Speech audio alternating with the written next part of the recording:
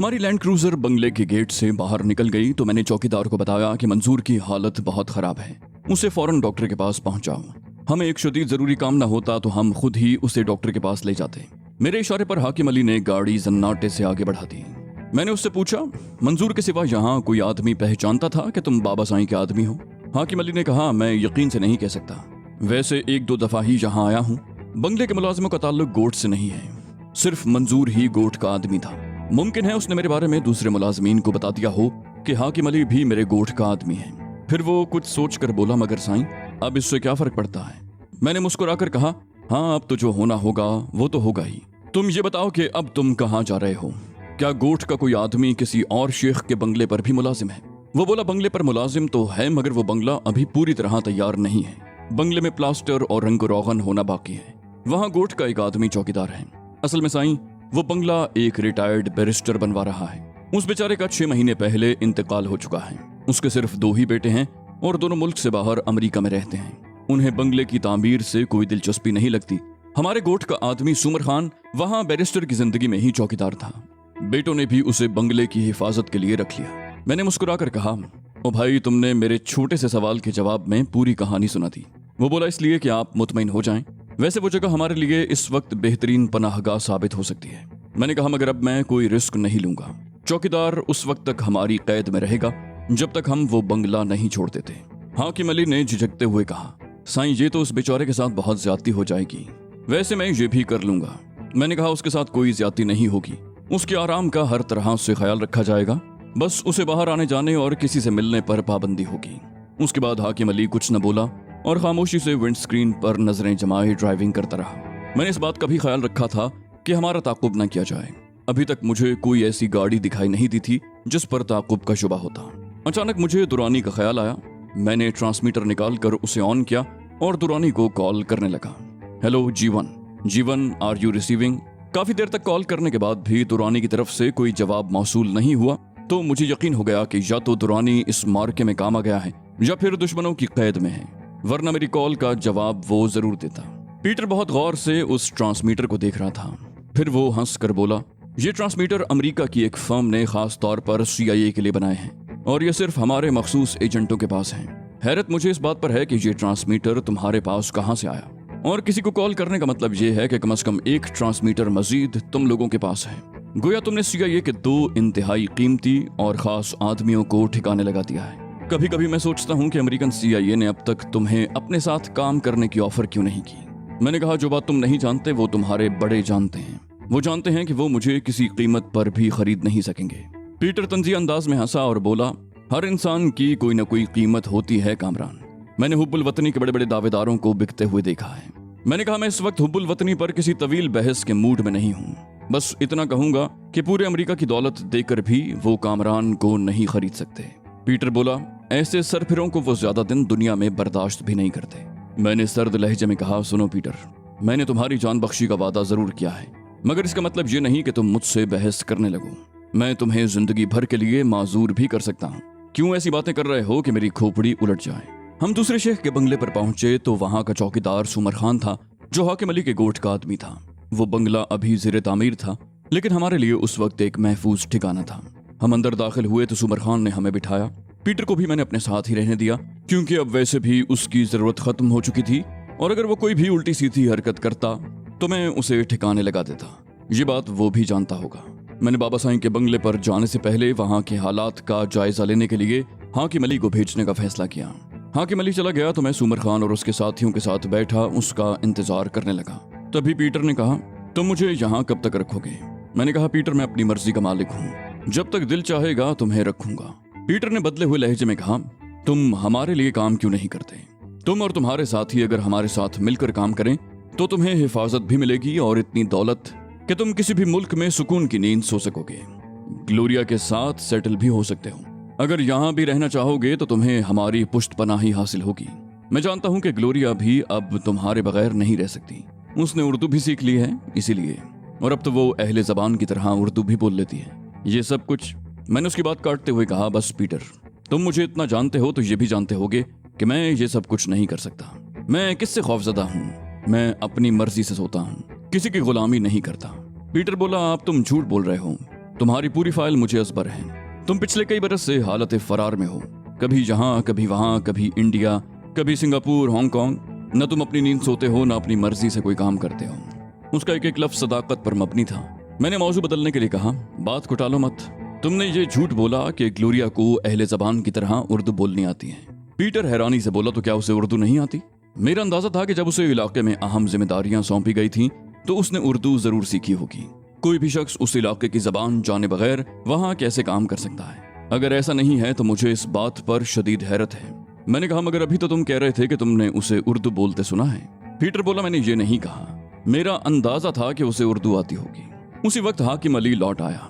वो बहुत थका थका सा लग रहा था, चेहरे पर मायूसी का गुबार था और देखने में बरसों का मरीज लग रहा था। उसकी ये हालत देखकर मेरा दिल अनजाने खदशात से लरज उठा। मैं उसे कुछ पूछते हुए घबरा रहा था कि कहीं वो कोई ऐसी वैसी खबर न सुना दे। वो खामोशी से सर झुकाकर चारपाई पर बैठ गया। माहौल पर एक नागवार सुकूत तारी था। हर शख्स की नजरें हाकिम अली पर जमी हुई थी। हर शख्स उसके बोलने का मुंतजिर था। आखिर इस खामोशी को सूमर खान की करख्ता आवाज ने तोड़ा। खैर तो है अदा हाकिम? उसने गोया डरते डरते पूछा। हाकिम अली खुद कलामी के अंदाज में बोला, खैर नहीं है बाबा, बिल्कुल खैर नहीं है, सब कुछ खत्म हो गया है। मैंने उसका गिरबान पकड़कर उसे बुरी तरह झंझोड़ा। कहा, साफ साफ बात करो हाकिम अली, पहेलियां मत बुझवाओ। वो बोला, साईं, बंगले में सिर्फ एक आदमी जिंदा बचा है। मैंने वहशतज़दा लहजे में कहा, और बाकी लोग? तैमूर, ग्लोरिया, अली मुराद, शाजिया नजीर और बाबा साईं के गार्ड्स। हाकिम अली ने गुलूगीर लहजे में कहा, सारे गार्ड्स मारे गए। साईं, अली मुराद भी काम आ गया। ग्लोरिया, तैमूर और दूसरी लड़की का कोई पता नहीं कि उनका क्या हुआ। उस लड़की का भाई भी मारा गया। मेरे जहन में आंधियां सी चलने लगीं। कानों में साईं साईं की आवाजें गूंज रही थीं और अब कुछ समझ में नहीं आ रहा था कि हाकिम अली क्या कह रहा है। अचानक मुझे चक्कर सा आया और अगर सूमर खान बढ़कर मुझे सहारा न देता तो शायद मैं औंधे मुंह फर्श पर गिर पड़ता। सूमर खान ने मुझे सहारा देकर चारपाई पर बिठाया और जल्दी से पानी का कटोरा भरकर मेरे होंठों से लगा दिया। पानी पीने के बाद मेरे हवास कदरे बहाल हुए तो मैंने पूछा, तुम्हें ये इत्तलात किसने दी हैं? वो बोला, साईं, मैंने बताया तो था कि वहां सिर्फ एक इंसान बचा था, वो 12-13 साल का एक बच्चा। जब हमला हुआ था तो उसने वाटर टैंक में छुपकर अपनी जान बचाई थी। मैंने जल्दी से कहा, तो उस बच्चे को तुमने वहीं छोड़ दिया? वो बोला, नहीं साईं, बंगले को तो पुलिस ने सील कर दिया है। मोहल्ले वालों का ख्याल है कि वहां डाकुओं ने हमला किया था। ये तो कल के अखबारात से मालूम होगा कि पुलिस क्या कहती है। मैंने पूछा, वो बच्चा इस वक्त कहाँ है? हाकिम अली बोला, वो गाड़ी में मौजूद है। वो बहुत ज्यादा सहमा हुआ है और अपने साए से भी डरता है। मैं भी उसे बहुत मुश्किल से अपने साथ लाया हूँ। मैंने कहा, बंगला तो पुलिस ने सील कर दिया है, फिर वो बच्चा तुम्हें कहाँ मिल गया? हाकिम अली बोला, वो बहुत ज़हीन बच्चा है साईं। उसने गाड़ी का नंबर देखकर पहचान लिया कि ये आपकी गाड़ी है। उसकी आदत है कि वो हर गाड़ी का मेक, मॉडल और नंबर याद रखता है। मैंने गाड़ी तो बंगले के कोने पर खड़ी की थी और वहां पैदल गया था, मगर बंगले के गेट पर पुलिस देखकर मैं सीधा निकल गया। घूमकर गाड़ी तक पहुंचा तो उसके नजदीक ही वो बच्चा भी खड़ा था। उसने मुझसे पूछा कि ये कामरान साहब की गाड़ी है, तो मैं चौंका। फिर उसने तफसील बताई तो मैं उसे भी अपने साथ ले आया। मैं इस तरह के आलम में टहलने लगा। उस वक्त मेरा दिल चाह रहा था कि अचानक रिवॉल्वर निकालूं और खुद को शूट कर लूं। मेरी नहूसत और तीरा बख्ती की वजह से बाबा साईं का घराना तबाह हो गया था। पहले मेरे चक्कर में नासिर मारा गया, फिर मुझसे हमदर्दी की पादाश में बाबा साईं को अगवा कर लिया गया। अब बाबा साईं के गार्ड्स, नजीर और अली मुराद जैसे मुखलिस और जानिसार साथी मेरी नहूसत की भेंट चढ़ चुके थे। तैमूर, ग्लोरिया और शाजिया न जाने जिंदा भी थे या नहीं, और अगर जिंदा थे तो न जाने कहाँ भटक रहे थे। ग्लोरिया तो यूं भी जख्मी थी। मैंने हाकिम अली से कहा, उस बच्चे को बुलाओ। हाकिम अली फौरन ही गाड़ी की तरफ बढ़ गया। थोड़ी देर के बाद वो अली के साथ मेरे सामने मौजूद था। अली वाकई बुरी तरह सहमा हुआ था। उसकी नजर जूं ही पीटर पर पड़ी वो बुरी तरह चौंक उठा। पीटर भी उसे देखकर चौंका, मगर फौरन ही संभल गया। मैंने यूं जाहिर किया जैसे मैंने कुछ देखा ही नहीं। अली ने कमोबेश वही बातें बताई जो हाकिम अली मुझे पहले ही बता चुका था। उसने एक बात और बताई कि बंगले पर हमला करने वालों में उस्ताद भी शामिल था।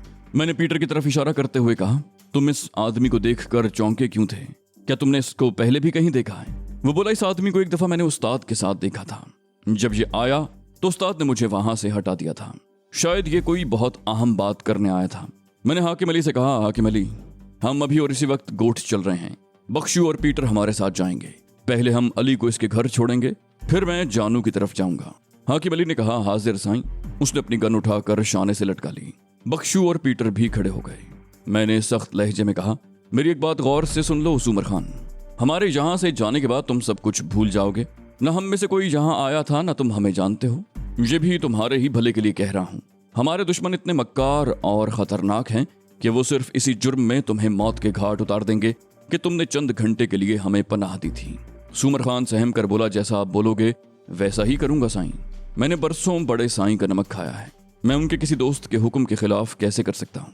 बख्शू ने कहा, और सुनो, अगर तुमने किसी को भी हमारे बारे में कुछ बताया तो हमारे दुश्मन तो खैर तुम्हें ठिकाने लगा ही देंगे, अगर उनसे बच गए तो हम नहीं छोड़ेंगे। मैंने कहा, बख्शू, पीटर के साथ तुम बैठोगे? ये जरा भी गड़बड़ करने की कोशिश करे तो।